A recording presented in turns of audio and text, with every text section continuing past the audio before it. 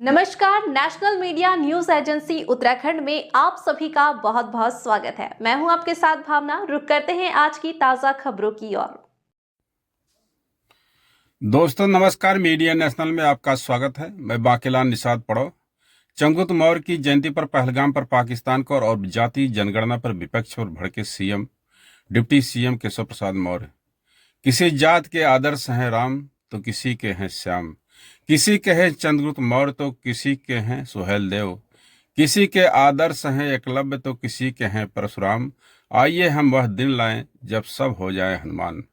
जनपद अंबेडकर नगर मुख्यालय पर कटारिया बाग में मौर्य वंश के महान सम्राट चंद्रगुप्त मौर्य के जन्मदिन पर नारायण फाउंडेशन टीम व उसके संरक्षक विवेक मौर्य के सौजन्य से मुख्य अतिथि के रूप में डिप्टी सीएम केशव प्रसाद मौर्य का भव्य और नव्य स्वागत हुआ।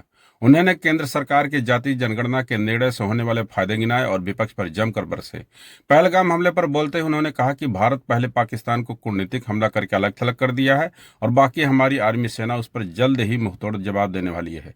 उनके अतिरिक्त इस अवसर पर हजारों की संख्या में उपस्थित कार्यकर्ताओं को एमएलसी हरिओम पांडे, कटेरी विधायक राधारमण निषाद व जिलाध्यक्ष तरम्बक त्रिपाठी ने लोगों को संबोधित किया। ज्ञातव्य हो कि महान राजनीतिज्ञ अपने गुरु कौटिल्य के कुशल मार्गदर्शन में चंद्रगुप्त मौर्य ने तत्समय के आतताई शासक धननंद को परास्त कर सिंहासनारूढ़ हुए। उन्होंने सिकंदर की सेना को परास्त कर व सेल्यूकिस की पुत्री से हेलेन से विवाह करके मौर्य और सेल्यूसिड साम्राज्य के बीच एक शक्तिशाली राजनीतिक सांस्कृतिक संबंधों को जन्म दिया था। इस विवाह से उन्होंने सेल्यूकस से बलूचिस्तान, पूर्वी पाकिस्तान और सिंध के पश्चिम के क्षेत्र को हासिल किया था। उनका बृहद भारत और उनकी उपलब्धियां आज भी हमारे लिए और आने वाली पीढ़ियों के लिए प्रेरणा स्रोत बनी रहेगी और मार्गदर्शन करती रहेगी। आइए देखते हैं कैमरामैन राजेश तिवारी के साथ बाकीलाल निषाद पड़ो की रिपोर्ट। सीमाएं हमारी सिकुड़ी है क्योंकि देश को जब आजादी मिली 1947 में तो देश का विभाजन हो गया, अलग पाकिस्तान, बांग्लादेश। और अगर हम चक्रवर्ती सम्राटों के समय का विषय याद करें तो आप जब बृहत्तर भारत देखते हैं तो उसमें सब कुछ आपको ध्यान में आता है।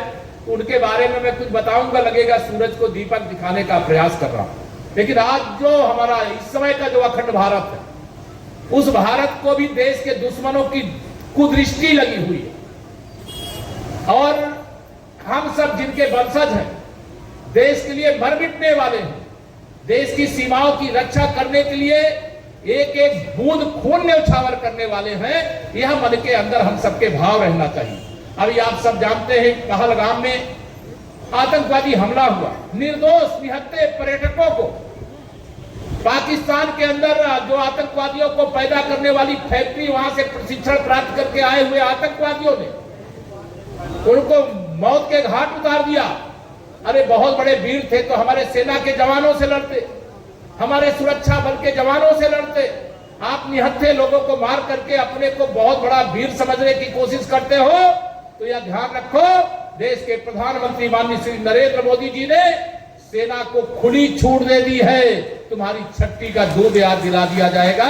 यह वही भारत की सेना है जब उरी और पुलवामा आतंकवादी हमले का जवाब सर्जिकल स्ट्राइक और एयर स्ट्राइक से दिया है। अब आज भारत की सेना को छूट दी गई है और आप सब देखते होंगे बहुत सारे चैनलों में इस समय चल रहा है।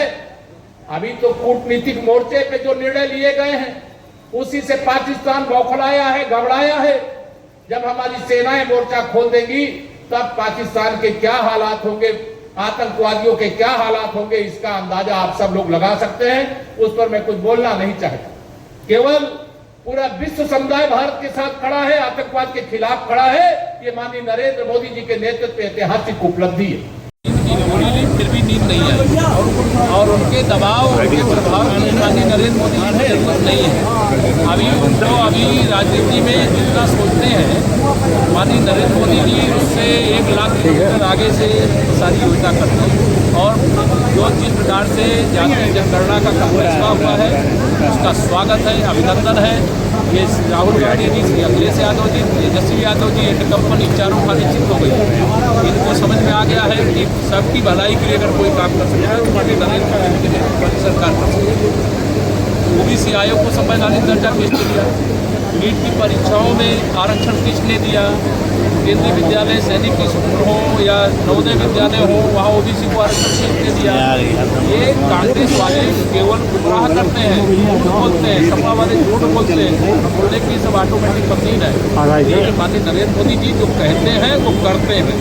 हम सदा कहते थे कि हम जाति जनगणना के खिलाफ नहीं है, सही समय पर सही निर्णय लिया गया, इसका पूरा देश स्वागत कर रहा है। विशेष तौर से देश का लगभग 55 से 60% जो ओबीसी वर्ग है उसमें बहुत बड़ा हिस्सा ऐसा था जो शिक्षित नहीं था, जो रोजगार से बाहर था, जो नौकरी में नहीं था, जो विकास की मुख्यधारा से दूर था। इस सर्वे से, इस जातिगत जनगणना से हर समाज को अवसर मिलेगा, अधिकार मिलेगा और सामाजिक असमानता दूर होगी। यही हमारे प्रधानमंत्री